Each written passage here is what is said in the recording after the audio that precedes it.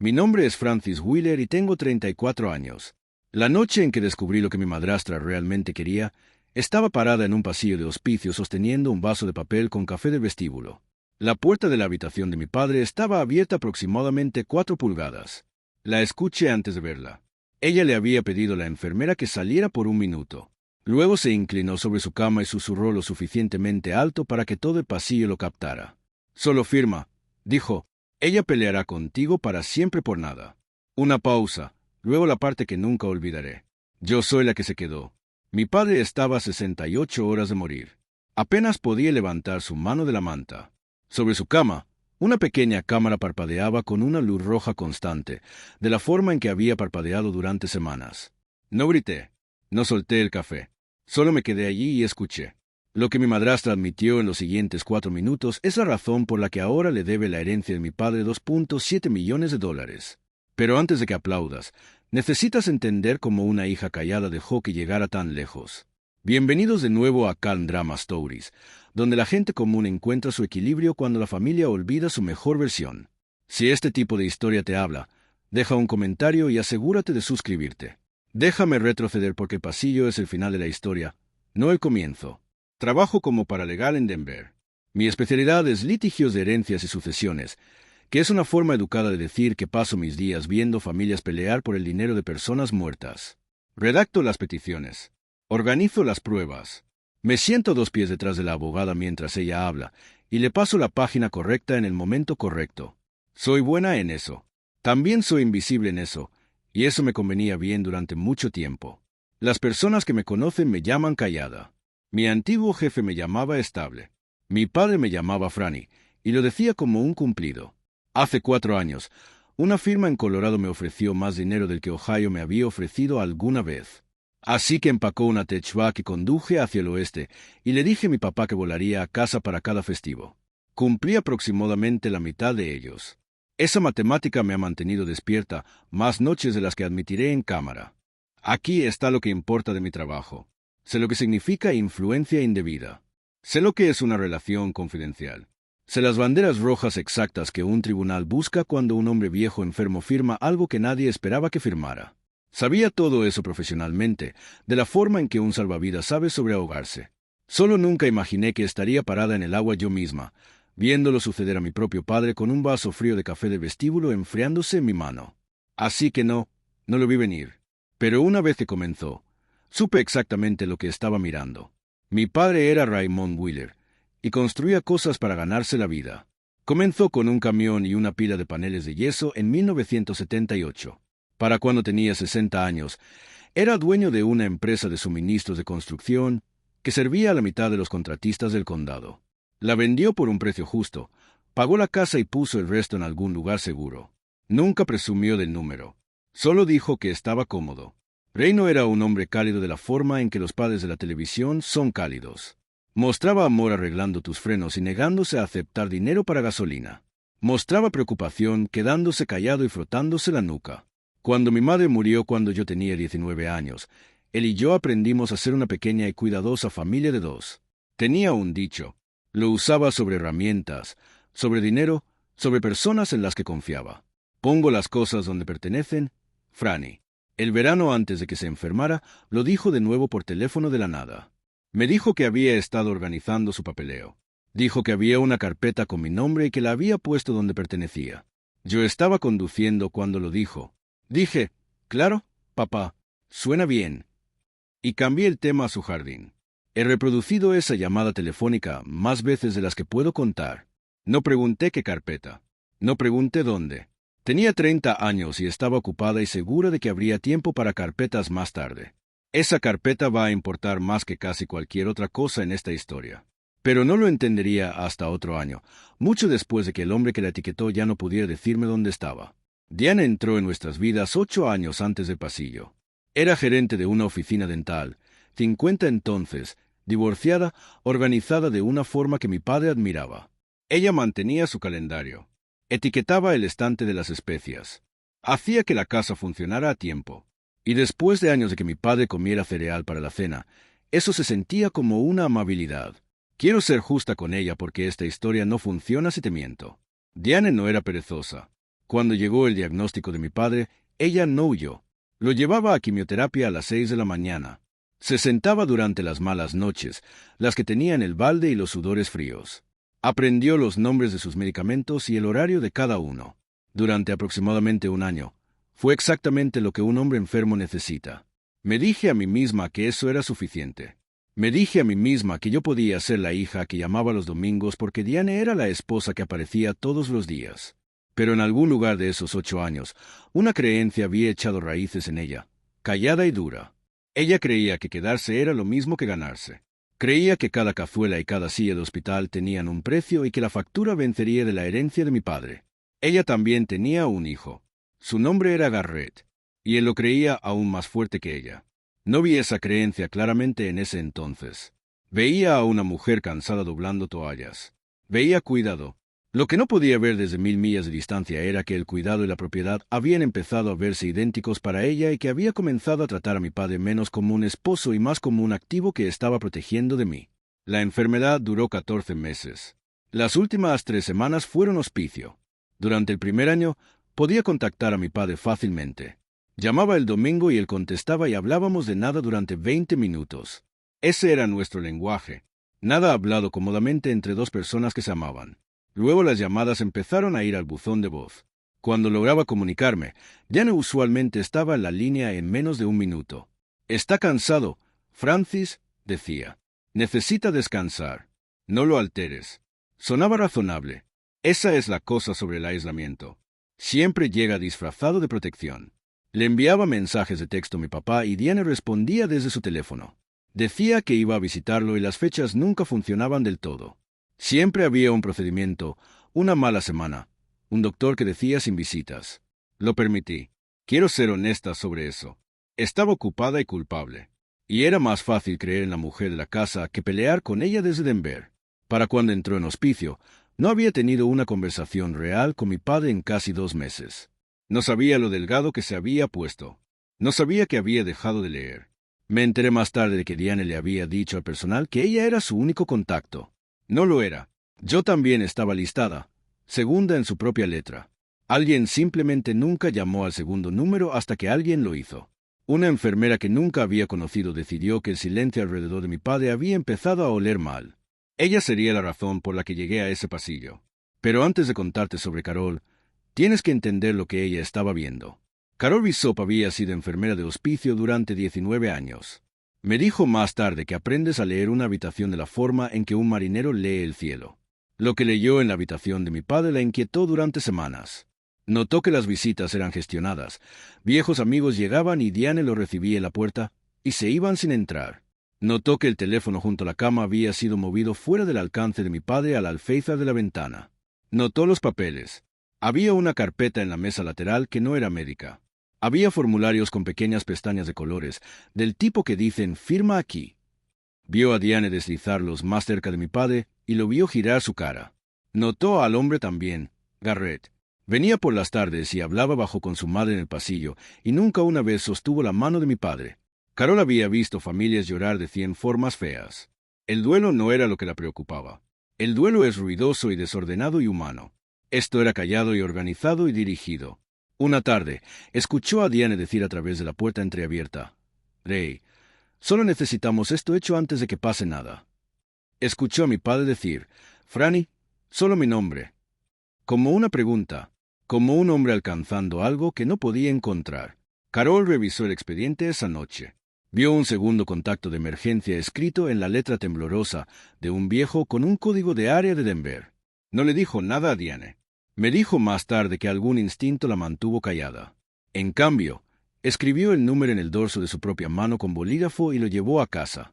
2 días después, lo usó. Déjame contarte sobre Garrett porque el plan era realmente suyo. Garrett Coras tenía 36 años y 2 años antes había abierto un restaurante. Para cuando mi padre se enfermó, ese restaurante había cerrado y Garrett debía en algún lugar cerca de $180,000 a personas que no envían recordatorios educados. No sabía nada de esto entonces. Lo supe más tarde en el descubrimiento de los registros bancarios. Pero explica todo lo que siguió. Garrett miró a mi padrastro moribundo por matrimonio y no vio a un hombre. Vio una ventana cerrándose. Fue él quien encontró al abogado. Un hombre llamado Philip Mars que aceptaba clientes que otros abogados rechazaban y que no hacía demasiadas preguntas sobre si un paciente con goteo de morfina entendía lo que estaba firmando. Garrett fue quien entrenó a su madre. Ahora tengo una imagen clara de eso. Las voces bajas en el pasillo. Las frases repetidas hasta que sonaban como verdad. Ella se lo llevará todo. Ella lo abandonó. Tenemos que cerrarlo antes de que se vaya. Diane no necesitaba mucho entrenamiento. Ella suministraba el sentimiento. Garrett suministraba el papeleo. Juntos, habían estado moviendo dinero durante meses usando un poder notarial que mi padre había firmado cuando todavía confiaba en todos en esa casa. La firma en el lecho de muerte era solo el último ladrillo. Quiero pausar aquí porque si estás viendo esto y alguien en tu familia está enfermo, necesito que me escuches. El peligro casi nunca parece un villano.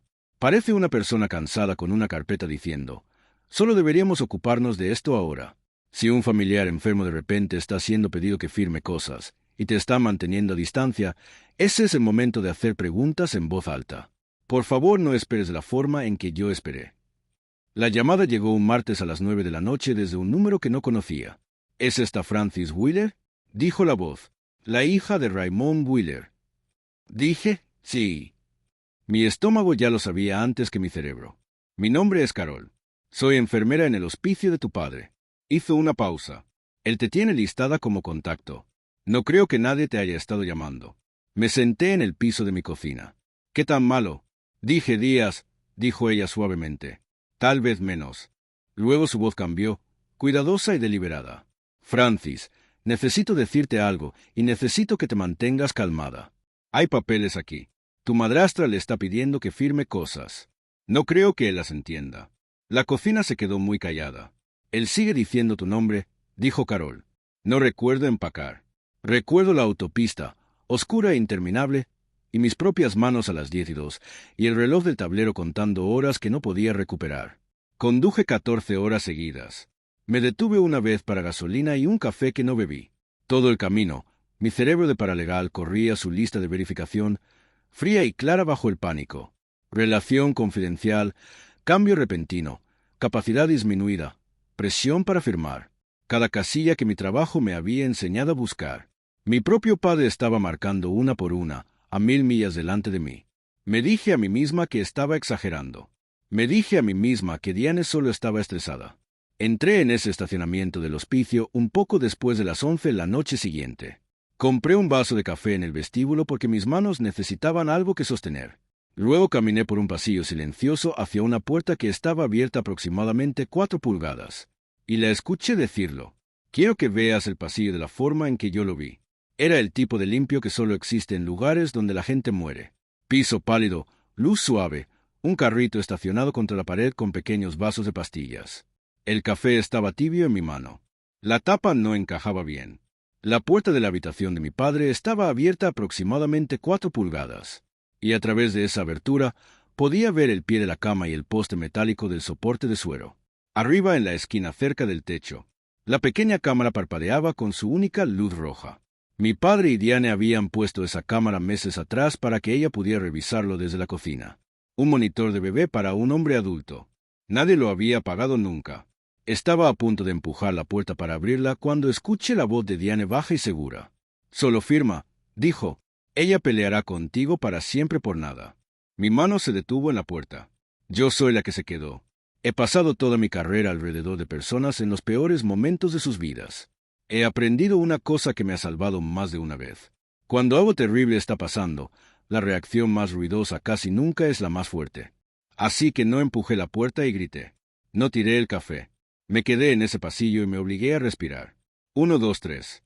Y escuché a una mujer en la que había confiado con la vida de mi padre intentar convencer a un hombre moribundo de renunciar a lo suyo.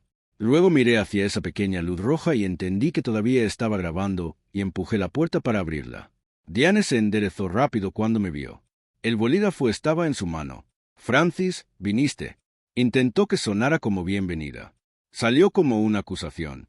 Puse mi café en la mesa lateral. Crucé al otro lado de la cama y tomé la mano de mi padre. Su piel era papel. Sus ojos me encontraron y se quedaron. Hola, papá, dije. Es Franny. Estoy aquí. En la mesa entre nosotras había una carpeta con pestañas de colores. Firma aquí. Firma aquí. y junto a ella un bolígrafo, destapado, listo. Él quiere poner sus asuntos en orden. Diana alisó la manta que no necesitaba alisar. Solo estábamos terminando a las 11 de la noche. Mi voz era uniforme en un goteo de morfina. Él está lúcido. Miré a mi padre. Su mirada se desvió, luego se agudizó, luego se desvió de nuevo. No estaba lúcido. Cualquiera que hubiera pasado 10 minutos con un padre moribundo lo habría sabido. Papá, dije en voz baja, ¿quieres firmar algo esta noche? Su mano se apretó en la mía, apenas, pero lo sentí. Franny, no sí, no, solo mi nombre. Como un hombre sosteniéndose de un pasamanos. La voz de Diane subió. Él sabe lo que está haciendo. Me dijo que quiere cuidarme. Entonces puede esperar hasta la mañana. Tapé el bolígrafo y lo puse fuera de su alcance. Cuando su abogado esté aquí, su verdadero. Esa palabra aterrizó. Verdadero. La vi aterrizar. Por solo un segundo, la cara de Diane no era la cara de una esposa en duelo. Era la cara de alguien haciendo cuentas y no gustándole el total. Luego la enfermera entró detrás de mí, silenciosa como el clima, y dijo que era hora de que todos dejaran descansar al señor Wheeler. El bolígrafo se quedó en la mesa. Nadie firmó nada esa noche. Diane se fue a casa a dormir alrededor de la medianoche. Yo no. Acerqué la silla de vinilo a la cama y sostuve la mano de mi padre en la oscuridad. La bomba de suero hacía tic-tac. La luz roja parpadeaba. En algún lugar del pasillo, un televisor murmuraba. Alrededor de las 2 de la mañana, mi padre emergió. Sucede a veces cerca del final. Una ventana clara se abre, breve y brillante, y luego se cierra para siempre. Carol me había advertido que la buscara. Franny. Su voz era un hilo, pero sus ojos eran suyos de nuevo. ¿Condujiste? Conduje, dije. 14 horas. Me debes dinero para gasolina. Casi se rió. Se convirtió en una tos. Me incliné cerca. Papá, ¿hay algo que necesites que sepa? ¿Algo sobre tus papeles? Estuvo callado por un largo momento. Su mano se movió en la manta como si estuviera alcanzando una herramienta que no estaba allí. La carpeta. Sus dedos se cerraron en el aire. La puse donde pertenece. ¿Qué carpeta? ¿Papá? ¿Dónde? Sus ojos ya estaban perdiendo el hilo. La ventana se estaba cerrando. La encontrarás. Un respiro, luego el fantasma de su vieja sonrisa. Chica lista, la cosa más lista que hice. Esas fueron las últimas palabras claras que mi padre me dijo. No una ubicación, no un número, solo fue entregada en la oscuridad, de que encontraría lo que había escondido y entendería qué hacer con ello. Me senté allí mucho después de que su respiración se volvió superficial de nuevo, dando vueltas a esa frase, la carpeta, donde pertenece. No sabía aún que estaba sentada en una caja en mi propia unidad de almacenamiento en Denver, donde había estado durante más de un año esperando que estuviera lista para mirar. Mi padre murió 68 horas después de que entré en esa habitación. Fue un viernes justo antes del amanecer. Carol estaba con nosotros. Diana también estaba allí, y a su crédito, lloró. Y no creo que todo fuera actuación. Puedes llorar a una persona y aún querer su dinero. Las personas no son ordenadas. Sostuve su mano hasta que se enfrió. Luego salí al pasillo y me senté en el piso con la espalda contra la pared. Mi café del vestíbulo todavía estaba en la mesa lateral adentro, intacto. La crema se había vuelto gris. Se había enfriado horas antes. No sé por qué noté eso. La mente agarra cosas extrañas para evitar ahogarse. Pensé que habría una pausa ahora, un respiro, un espacio para el duelo. No lo hubo. Para el viernes por la tarde, Diane se había apoderado de todo. Ella eligió la funeraria. Ella eligió el ataúd. Cuando me ofrecía ayudar a escribir el obituario, me dijo que ya lo había enviado. Mi nombre aparecía en él una vez cerca del final, después de los nombres de los nietos de Garrett y Diane. Ella tuvo a mi padre durante 14 horas de duelo, y las pasó construyendo un muro. Si estás viendo esto y estás lejos de alguien que amas, déjame decir la única cosa que desearía haber hecho. No esperes a los festivos. No asumas que habrá tiempo para carpetas más tarde. Llama a las personas que importan esta semana mientras la línea todavía se conecta a una voz y no a un extraño sosteniendo el teléfono. Esa es toda la lección y me costó todo aprenderla. Conduje a la casa de mi padre esa tarde para recoger algunas de sus cosas. Fue entonces cuando encontré los estados de cuenta bancarios. El funeral fue un miércoles. Quiero describir la habitación porque la habitación es donde entendí por primera vez el tamaño de lo que enfrentaba. No fue el ataúd lo que dolió, fue el asiento. Diane se sentó en la primera fila con Garrett y sus nietos, una columna ordenada de duelo. Yo fui colocada en la segunda fila junto a la hermana de mi padre. mi tía Loretta, que había conducido desde Kentucky. Loretta no me miraba. Intenté hablar con ella en la recepción después. Ella se giró a medias y dijo, solo creo que es una pena que solo aparecieras al final. Golpeó como una bofetada.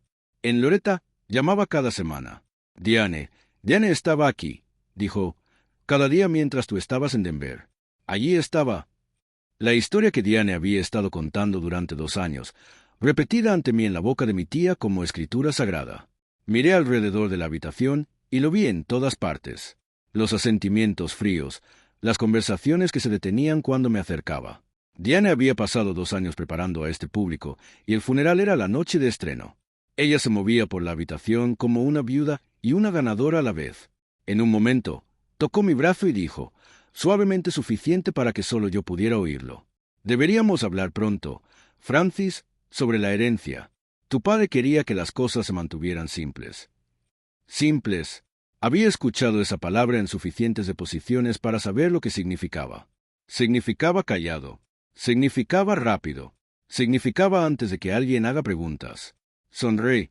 La sonrisa que uso en las salas de tribunal, la que no revela nada. Por supuesto, dije, pasemos esta semana primero. Luego fui a la casa vacía de mi padre y empecé a leer el correo que él nunca llegó a abrir. El escritorio en el estudio de mi padre fue donde lo encontré. Todo. No estaba husmeando. Estaba buscando su agenda para notificar a viejos amigos. Abrí el cajón inferior y bajo una bandeja de bolígrafos, encontré una pila de estados de cuenta bancarios y el piso de mi mundo se inclinó. Soy una paralegal de sucesiones. Leo registros financieros de la forma en que otras personas leen recetas. Así que me senté en su silla y leí. Lo primero que vi fue el poder notarial. Mi padre lo había firmado 18 meses antes, nombrando a Diane su agente. Eso era normal. Las personas enfermas firman eso. Había preparado docenas.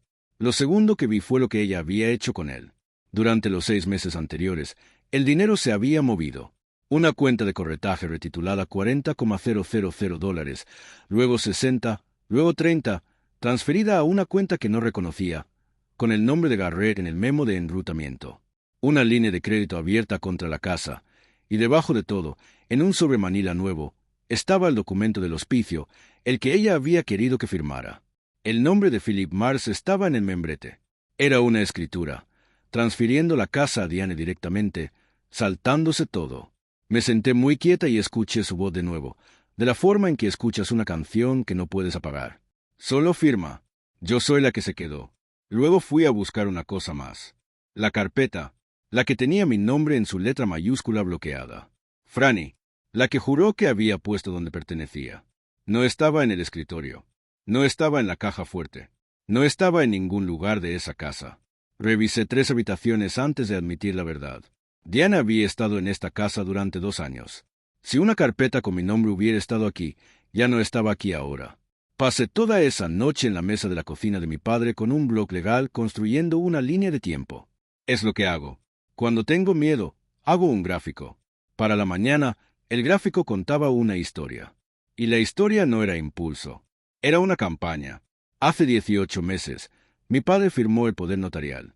Hace 12 meses, recibió el diagnóstico que cambió todo. Hace 6 meses, comenzaron las transferencias. Pequeñas al principio, luego constantes. Hace 3 semanas, hospicio, y al final, la escritura. Lo sumé 2 veces para estar segura, contando la correduría, la línea de crédito, las transferencias a Garrett y la casa misma. Diana y su hijo habían movido, o estaban intentando mover alrededor de $2,70 millones, casi todo lo que mi padre había construido en 40 años. El susurro en el pasillo de repente tuvo un tipo diferente de sentido. No había sido la súplica desesperada de una esposa en duelo. Había sido la línea final de una larga presentación de ventas. Sentí muchas cosas esa noche. Duelo, furia, una vergüenza fría y enferma de lo fácil que lo había hecho quedándome lejos. Pero debajo de todo eso, mi mente seguía volviendo a una pregunta calmada. La pregunta que toda mi carrera me había entrenado para hacer. ¿Dónde está la prueba? ¿Y quién puede testificar sobre ella? Porque los sentimientos no ganan en un tribunal de sucesiones. Los documentos sí, los testigos sí, las líneas de tiempo sí. Tenía una línea de tiempo ahora. Tenía estados de cuenta bancarios. Y en algún lugar allá afuera, una enfermera llamada Carol había visto todo y había escrito mi número en su mano. Lo que no tenía aún era la carpeta, y tenía una certeza creciente de que la carpeta era la parte que importaba más. Diane no esperó mucho. 4 días después del funeral, me invitó a la casa, me sentó en la mesa del comedor y deslizó un documento grapado hacia mí. Garrett estaba parado junto a la ventana con los brazos cruzados como un hombre custodiando una puerta. «Es un acuerdo de liquidación familiar», dijo Diane. Philip lo redactó. Solo hace que todo sea simple. Lo leí lentamente, de la forma en que leo todo. Era corto, lo que me decía mucho. Decía que yo renunciaba a cualquier reclamo sobre la herencia de mi padre. Decía que acordaban no impugnar ninguna transferencia. A cambio, Diane generosamente me daría $20,000 y la vieja caja de joyas de mi madre. $20,000 de 2.7 millones. Tu padre quería paz, Francis, dijo Diane. Su voz era cálida y final. Él odiaba pelear. ¿Sabes eso? Firma esto y todos podemos llorar en paz. Allí estaba de nuevo. Firma esto, paz. La misma melodía. Nuevas palabras. Garrett habló desde la ventana. No hagas esto feo. Ni siquiera estabas aquí. Miré el acuerdo. Miré el bolígrafo, destapado, servicial, sentado encima de él. Algunas personas dejan bolígrafos como los cazadores dejan cebo. Pensé mi padre en esa cama, girando su cara lejos de un bolígrafo diferente. No voy a firmar esto hoy, dije. La sonrisa de Diane se adelgazó. Francis, estoy de duelo. Me levanté y recogí mi abrigo. Tú misma lo dijiste. Deberíamos llorar antes de hacer papeleo. Estaré en contacto. No levanté la voz. No acusé a nadie de nada. Solo decliné y caminé hacia la puerta. Detrás de mí, escuché a Garrett murmurar a su madre. Ella sabe. Te dije que sabría. Esa frase me dijo que tenían miedo. Solo que aún no entendía de qué. No cerré la puerta de golpe. No di un discurso. He visto demasiadas personas perder por decir demasiado. Conduje de regreso a la casa vacía y me senté en el camino de entrada y me permití temblar durante exactamente 5 minutos. Luego paré. Aquí está lo que había aprendido en 10 años de litigios de herencias. Nunca ganas estas peleas en la cocina. Las ganas en el registro. Si le gritaba a Diane, ella lloraría a mi tía y la familia se cerraría alrededor de ella más fuerte. Si publicaba sobre eso en línea, parecería la hija amargada que la historia ya decía que era. Si suplicaba, perdería. Pero si me quedaba callada y reunía y dejaba que los documentos hablaran, tenía una oportunidad. El susurro en el pasillo seguía reproduciéndose en mi cabeza. Yo soy la que se quedó. Y la verdad era que ella se había quedado. Ese era el corazón cruel y complicado de eso. Diana había ganado algo con todas esas noches de quimio. Solo que no esto, no todo, no deslizando una escritura bajo la mano de un hombre moribundo. Tomé 2 decisiones en ese camino de entrada. La primera fue que no pelearía con ella con ira. Pelearía con las mismas herramientas aburridas y pacientes que usaba en el trabajo todos los días. Peticiones, registros, testimonio jurado. La segunda decisión era sobre la carpeta. Mi padre me había dicho 2 veces que la había puesto donde pertenecía. Era el hombre más deliberado que conocí. Si dijo que la escondió bien, entonces no estaba en esa casa para que Diane la encontrara. Estaba en algún lugar donde solo yo pensaría en buscar. Encendí el auto. Era hora de ir a casa a Denver y destrozar mi propia vida buscando. De vuelta en Denver, hice lo que debería haber hecho como hija, pero hice en cambio como profesional. Construí un caso. Primero, los registros médicos.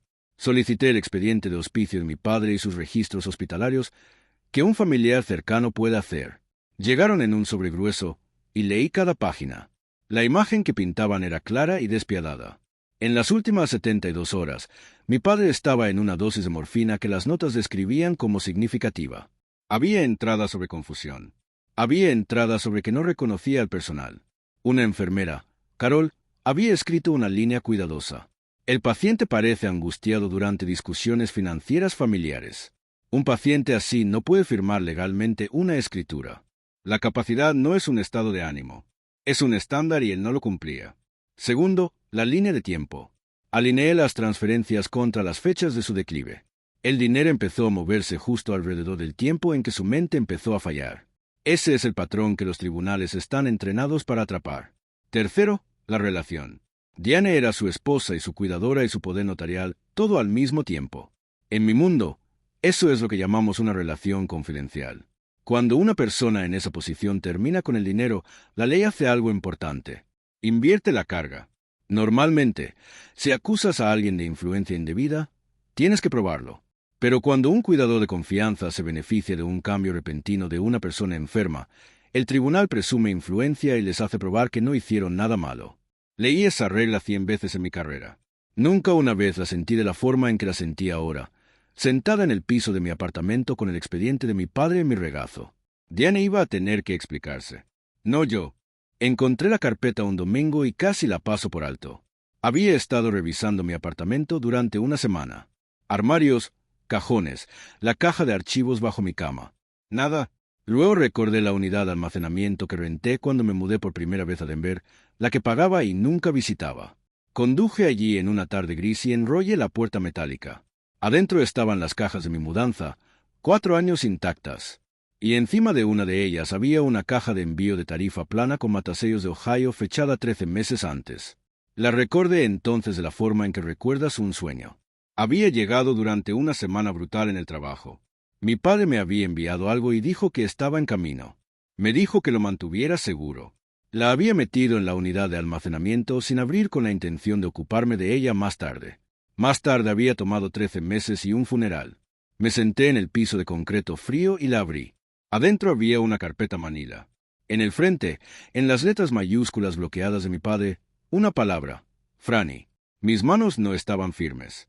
Dentro de la carpeta había una tarjeta de negocios de una abogada llamada Ellen Avery en Columbus. Y detrás de la tarjeta, un documento grueso grapado con una cubierta azul. Era un fideicomiso revocable en vida fechado 13 meses antes, firmado por mi padre cuando todavía estaba agudo. Todavía el mismo, atestiguado y notariado correctamente en la oficina de un abogado. El fideicomiso tenía la casa, tenía la correduría, tenía casi todo, y nombraba a una persona como sucesora fiduciaria, la persona que controlaría todo cuando él se fuera. A mí, mi padre había puesto todo callada y cuidadosamente donde pertenecía más de un año antes de morir. Solo nunca tuvo la oportunidad de decirme dónde estaba el mapa. Pongo las cosas donde pertenecen, Franny. Lo había hecho. Realmente lo había hecho. Llamé a Ellen Avery a primera hora el lunes por la mañana. Ella recordó a mi padre inmediatamente. Raymond Wheeler. Su voz se calentó, luego bajó cuando le dije que había fallecido. Estuvo callada por un momento. Lo siento mucho. Era un hombre cuidadoso. Vino a mí por un fideicomiso y fue muy claro sobre lo que quería. Conduje de regreso a Ohio esa semana y me senté frente a ella en una mesa pulida. Ellen lo explicó de la forma en que yo se lo habría explicado a un cliente, pero aterrizó diferente cuando era mi familia. El fideicomiso controla los activos principales, dijo, no el testamento, no el poder notarial. Un fideicomiso como este lo supera. Golpeó la cubierta azul. Tu padre movió la casa y las cuentas a este fideicomiso hace 13 meses. Legalmente, para cuando se enfermó, él no poseía personalmente la mayoría de lo que Diane estaba moviendo. Sentí el suelo firme bajo mí por primera vez en semanas. Así que las transferencias fueron tomadas de activos del fideicomiso usando un poder notarial por alguien que no es el fiduciario. Ellen juntó sus manos. Eso no es solo cuestionable. Eso es autotrato por un agente. Es accionable. Y la escritura que ella quería firmada en el hospicio. Él no podía transferir lo que el fideicomiso ya tenía. Lo dijo simplemente de la forma en que se declara una ley. Incluso si hubiera firmado, incluso si hubiera estado lúcido, lo que los registros dicen que no estaba. Me senté con eso. Diane y Garrett habían pasado 6 meses y un susurro en el lecho de muerte intentando robar una casa que en papel mi padre ya había protegido. Habían estado tan ocupados rodeando el testamento que nunca pensaron en preguntar si había un fideicomiso. Ellen se inclinó hacia adelante. Francis, como fiduciaria, tienes legitimación y tienes deberes. La pregunta es ¿qué quieres hacer? Quiero hacerlo bien. Dije todo en una sala de tribunal en el registro. Presentamos 2 cosas en el tribunal de sucesiones. La primera fue una petición para confirmar el fideicomiso y mi rol como fiduciaria. La segunda fue una petición para recuperar los activos transferidos y anular la escritura por motivos de autotrato e influencia indebida. Quiero ser honesta sobre lo que sentí redactando esas peticiones. Había una parte de mí que quería que doliera poner cada detalle cruel en el archivo para llamar a Diane lo que era. No hice eso. Había visto durante 10 años qué les pasa a las personas que dejan que la ira escriba sus documentos legales. Se exceden. Parecen vengativas. Le dan simpatía gratis al otro lado. Así que lo escribí frío y limpio. Fechas, cantidades en dólares, el gráfico. El gráfico hacía el grito para que yo no tuviera que hacerlo. Luego llamé a Carol. Tengo que preguntarte algo difícil. Le dije, ¿estarías dispuesta a testificar sobre lo que viste? ¿Sobre la noche que me llamaste? Ella no dudó. Dejé esa cámara grabando a propósito. Francis, soy una reportera obligatoria por una razón. Lo haría de nuevo. Le agradecí y lo dije más de lo que tenía palabras, pero también le dije la verdad porque se lo merecía. Carol, la grabación ayuda. Realmente lo hace, pero no es todo el caso. Las imágenes pueden ser discutidas. Lo que gana es el fideicomiso, los registros médicos y la ley misma. Hice una pausa. No la atrapaste en cinta tanto como me diste el tiempo para hacer esto correctamente. Entonces hagámoslo correctamente, dijo. Colgué por primera vez desde el pasillo. No sentí que me estaba ahogando. Sentí que era la hija de un abogado. Finalmente parada en el agua correcta. Diane y Garrett fueron notificados un jueves. No estuve allí, pero me enteré. Garrett me llamó 11 minutos después de que el notificador se fuera y ya no susurraba. Pequeña desagradecida. Se contuvo. ¿Tienes alguna idea de lo que mi madre hizo por ese hombre? Lo sé, dije. Leí las notas del hospicio. Ella estuvo allí. Nadie lo niega. Entonces abandona esto, juro. Garrett. Dejé que su nombre colgara un latido. ¿Cuánto debes? La línea se quedó en silencio. En el descubrimiento, los números salieron y explicaron todo. El restaurante de Garrett había fallado 2 años antes. Debía $180,000 a 3 acreedores. Uno de ellos había presentado demanda. Había estado a semanas de perder su auto. Las transferencias de las cuentas de mi padre, las que tenían el nombre de Garrett en el memo de enrutamiento, se alineaban casi exactamente con sus fechas de pago. Esto nunca fue sobre mi padre. Era sobre un hombre ahogándose que vio a uno moribundo y alcanzó el bote salvavidas y una madre que se dijo a sí misma que estaba ayudando a su hijo, no robando a un extraño. No me sentí triunfante cuando vi esos números. Me sentí cansada porque aquí está la cosa que nadie te dice sobre ganar un caso como este. La prueba que te salva también es la prueba de que tu familia eligió el dinero sobre ti por escrito con fechas. No te sientes limpio con eso. Pero también dejé de dudar de mí misma. Cada vez que la vieja culpa se colaba, cada vez que pensaba tal vez debería haber firmado y haberme ido por paz, miraba esa línea de tiempo. Ellos habían planeado esto mientras mi padre todavía estaba lo suficientemente vivo como para tener miedo. Le debía a él terminar. Philip Mars era el eslabón débil, y lo sabía antes de que nadie lo dijera. Cuando un abogado redacta una escritura para un hombre con goteo de morfina sin testigos independientes y sin evaluación de capacidad, no está protegiendo a un cliente. Está construyendo una responsabilidad con su propio nombre en el membrete. Su deposición era casi triste de leer. Dijo que le habían dicho que el paciente estaba lúcido. Dijo que había confiado en la palabra de la familia. Dijo que nunca conoció a mi padre en persona. Solo habló con Garrett y Diane. Dijo, y solo parafraseo ligeramente, que en retrospectiva podría haber hecho las cosas diferente. En retrospectiva. Ese es el sonido que hace un hombre cuando se da cuenta de que está a punto de ser el ejemplo en el seminario de ética de otra persona. Sus propias notas lo perjudicaron. Había escrito la fecha y hora de la escritura, y coincidía con el registro del hospicio, mostrando a mi padre confundido y sedado. Había documentado su propia mala práctica sin intención. Para cuando terminó la deposición, Mars había dejado en silencio de defender la escritura por completo. Estaba ocupado defendiéndose a sí mismo. Ellen se inclinó hacia mí después y dijo, seco como una tostada, acaba de entregarnos a su propio cliente. Casi sonreí. Casi, porque por toda la satisfacción de ver el caso cerrarse, sabía lo que venía después. Una audiencia. Una real en una sala de tribunal real con mi tía Loretta en la galería y Diane al otro lado del pasillo. Tendría que sentarme en una habitación y escuchar en voz alta la historia de cómo mi familia intentó borrarme de la vida de mi propio padre y tendría que hacerlo sin levantar la voz porque en el momento en que perdiera la compostura, perdería la sala. La semana antes de la audiencia, mi tía Loretta me llamó. Su voz era diferente, más pequeña. Te debo una disculpa. Su voz se quebró en la última palabra. Había visto los archivos. Había visto los números. Y en algún lugar allí, la historia que Diane le había vendido durante 2 años finalmente se había agrietado. «¿Le creí?», dijo Loretta. Ella lo contó tan segura. «Lo siento, Franny». Luego me dijo algo que no esperaba, y se ha quedado conmigo. Deberías saber. Sea lo que sea verdad, Diane realmente se sentó con tu papá durante lo peor de la quimio.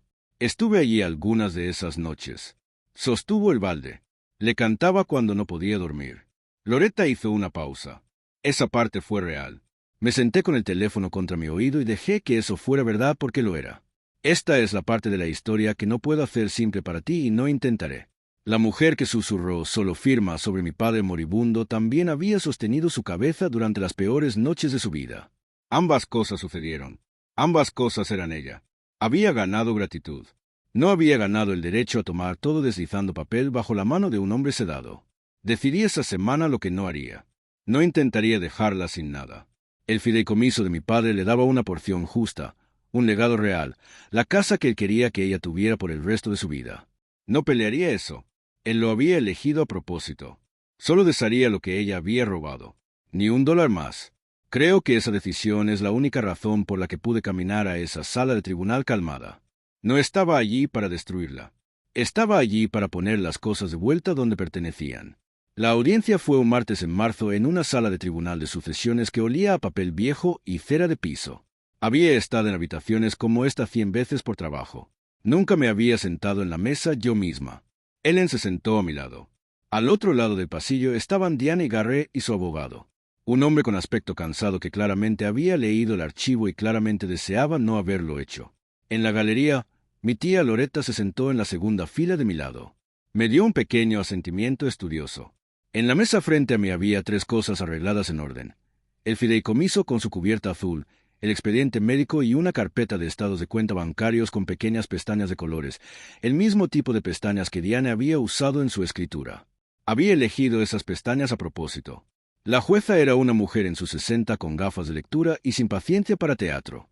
Esta es una petición respecto a la herencia y fideicomiso de Raymond Wheeler. Dijo, he leído los archivos. No desperdiciemos la mañana. Sentí la vieja calma de sala de tribunal asentarse sobre mí, la que había tomado prestada de una docena de abogados a lo largo de una docena de años. Mi corazón latía rápido. Mis manos estaban perfectamente quietas. Diane captó mi mirada al otro lado del pasillo. Movió los labios diciendo algo. Creo que era paz. Como si la palabra todavía funcionara. Miré hacia otro lado arriba en la esquina de la sala por hábito, casi esperando ver una pequeña luz roja parpadeando allí. No había cámara en esa habitación. No necesitaba verla. Esta vez el registro era del tipo que nadie podía apagar. Estaba en papel, jurado y fechado, y finalmente iba a hablar. Carol testificó primero. Estaba calmada y precisa, de la forma en que las buenas enfermeras son. Describió las semanas antes de que mi padre muriera, las visitas gestionadas, el teléfono movido fuera de alcance, los papeles con las pestañas de colores. Había sido enfermera de hospicio durante 19 años, dijo. Sé la diferencia entre una familia en duelo y una familia trabajando. El abogado de Diane intentó sacudirla. Le preguntó si estaba segura de que había escuchado correctamente a través de una puerta cerrada. La puerta estaba abierta, dijo Carol, aproximadamente 4 pulgadas. Y ella no estaba callada al respecto. ¿Qué escuchaste? Carol miró a la jueza, no a mí. Escuché a la señora Wheeler decirle a su esposo moribundo que solo firmara. Escuché que decía que su hija pelearía para siempre por nada. Una pausa. Y escuché que decía, yo soy la que se quedó. Las palabras aterrizaron en esa sala silenciosa como piedras caídas en un pozo. Las había escuchado en un pasillo. Ahora las escuché de nuevo repetidas bajo juramento y de alguna forma eran peores a la luz del día. El abogado de Diane preguntó sobre la cámara. Había una cámara de monitor sobre la cama. Dijo Carol, la familia la instaló meses antes. Sabía que grababa. Elegí no apagarla. Juntó sus manos. Quería que hubiera un testigo además de mí. Las imágenes fueron ingresadas. Mostraban lo que había escuchado y mostraban la mano de mi padre girada lejos del bolígrafo. Pero aquí está lo que quiero que entiendas porque es la verdad de cómo estas cosas realmente funcionan. La cámara no ganó el caso. Corroboró. Apoyó el expediente y el fideicomiso y la línea de tiempo. La jueza lo dijo más tarde. La evidencia que importó más no fue ruidosa en absoluto. Era una pila de papel que mi padre había firmado en una oficina silenciosa 13 meses antes de que olvidara mi nombre. Luego Ellen expuso el resto, una pieza a la vez, en una voz plana como un libro mayor. Mostró el fideicomiso, fechado 13 meses antes de la muerte de mi padre, firmado cuando estaba agudo, atestiguado y notariado. Mostró que tenía la casa y la correduría. Mostró que esos activos nunca habían pertenecido a Diane para moverlos. Mostró el expediente médico, la morfina, la confusión, la nota sobre angustia durante discusiones financieras. Mostró las transferencias alineadas contra las fechas límite de deuda de Garrett como una confesión que nadie había firmado. Luego dijo las palabras que voltearon la sala. La señora Wheeler era la esposa del demandado, cuidadora y poder notarial. Se benefició de transferencias hechas mientras él estaba incapacitado. Bajo la ley, eso levanta una presunción de influencia indebida. La carga ahora es de ella para refutarla. El abogado cansado al otro lado del pasillo no tenía mucho con que refutarla. Y fue entonces cuando Diane se quebró. Se puso de pie antes de que su abogado pudiera detenerla. Su cara estaba roja, su voz subiendo hacia el techo. Le di todo. Sus palabras salieron más rápido, más fuerte. ¿Entiendes? Sostuve el balde. Lo limpié. Me senté allí cada noche mientras ella apuntó un dedo hacia mí. Estaba en Denver viviendo su vida. Señora Wheeler, dijo la jueza. Yo soy la que se quedó, gritó Diane. El cortador de margaritas gritó ahora, despojado de toda su suavidad. Me quedé. La sala se quedó en silencio, e hice la única cosa que había practicado. Nada, no me levanté. No grité de vuelta. Me senté con las manos juntas y la dejé ser la persona más ruidosa en la sala. Porque en una sala de tribunal, la persona más ruidosa casi nunca es la que gana. La jueza miró a Diane por un largo momento por encima de sus gafas. Siéntese, señora Wheeler. Su voz era callada y llevaba más lejos que cualquier grito. Quedarse con un hombre no es lo mismo que poseerlo.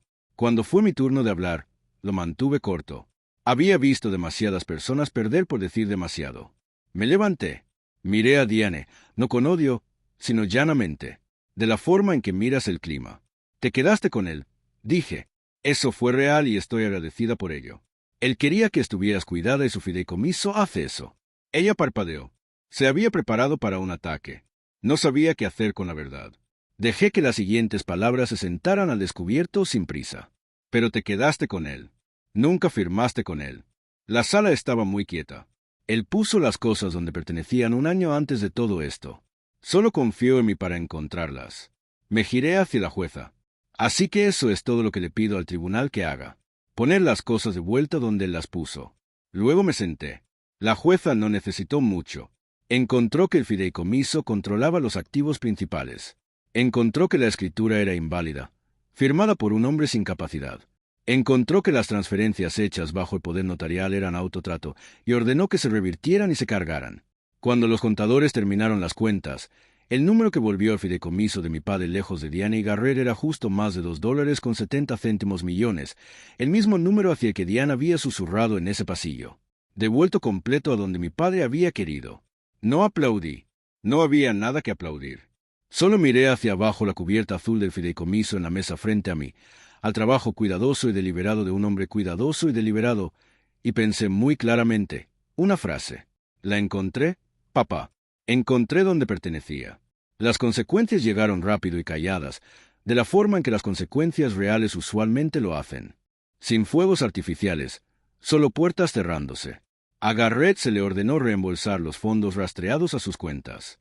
Con su deuda de restaurante ya aplastándolo, la carga adicional no lo arruinó tanto como confirmó una ruina ya en progreso. No fue a la cárcel.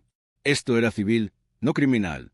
Pero el dinero que había alcanzado, el bote salvavidas, se había ido, y los acreedores todavía estaban allí. Philip Mars salió peor en su propio mundo. La jueza hizo una nota formal sobre las circunstancias de la escritura y esa nota encontró su camino a la barra estatal.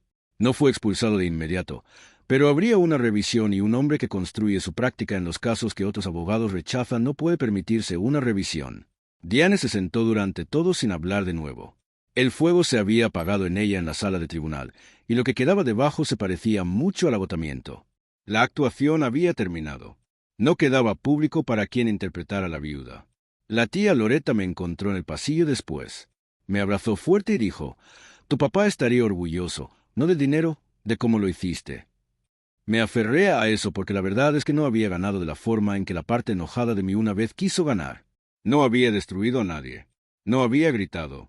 Simplemente había puesto pacientemente los deseos de un hombre cuidadoso de vuelta en su lugar. Y mientras salía de ese tribunal hacia una tarde fría y brillante, me di cuenta de algo que me sorprendió. No me sentía como una ganadora. Me sentía como una hija que finalmente había llegado a casa.